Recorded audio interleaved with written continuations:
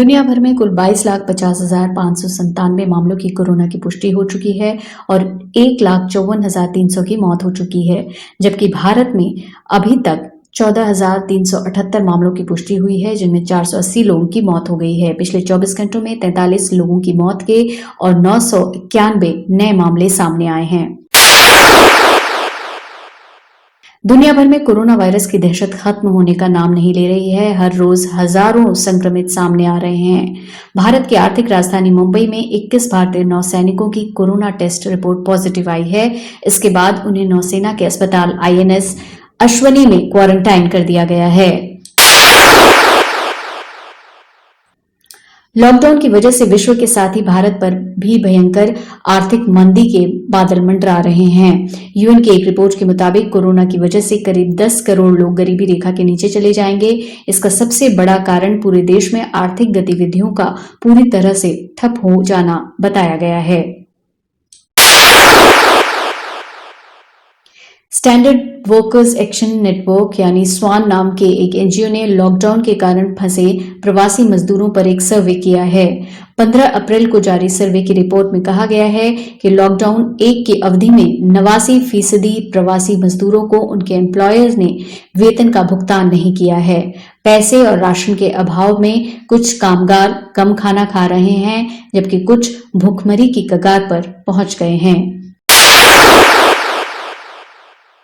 पिछले कुछ समय से लगातार ये कॉन्स्पिरेसी थ्योरी चली आ रही है कि कोरोना वायरस के पीछे बिल गेट्स का हाथ है। फेसबुक, ट्विटर और यूट्यूब सहित हर जगह ये कॉन्स्पिरेसी थ्योरी चल रही है और माइक्रोसॉफ्ट के सह संस्थापक बिल गेट्स को निशाना बनाया जा रहा है। बिल गेट्स ने 2015 में ही कहा था कि इंसानियत को न्यूक्लियर वॉर नहीं, संक्रामक रोगों से खतरा है। भारत सरकार ने पड़ोसी देशों के लिए FDI नियमों में बदलाव किए हैं। इसके तहत जिन देशों की सीमा भारत से लगती है, वहां के निवेशक सरकारी अनुमति के बिना यहां निवेश नहीं कर सकते हैं। मतलब चीन, बांग्लादेश और पाकिस्तान के निवेशकों को भारत में निवेश की अनुमति लेनी पड़ेगी। अभी तक बांग्लादेश और पाकिस्तान से आने वाली FDI के लिए ही अनुमति की जरूरत होती थी। अब इसमें चीन को भी शामिल कर दिया गया है। दिल्ली के जहांगीरपुरी स्थित C ब्लॉक में एक ही परिवार के 26 लोगों का कोरोना टेस्ट पॉजिटिव आया है। बताया जा रहा है कि ये सभी लोग एक संक्रमित महिला के संपर्क में आए थे। प्रशासन ने आनन फानन में पूरा इलाका सील कर दिया।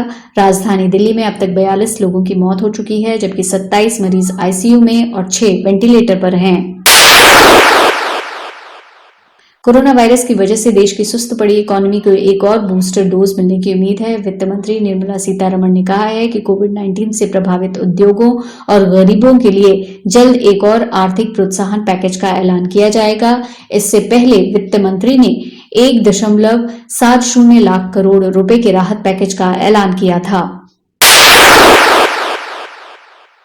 भारत में लॉकडाउन 3 मई तक के लिए लागू है, लेकिन अर्थव्यवस्था को गति देने के लिए 20 अप्रैल से कुछ क्षेत्रों में ढील दी जाएगी। इस ढील के साथ ही भारतीय राष्ट्रीय राजमार्ग प्राधिकरण NHAI 20 अप्रैल से राष्ट्रीय राजमार्गों पर टोल टैक्स की वसूली शुरू कर देगा।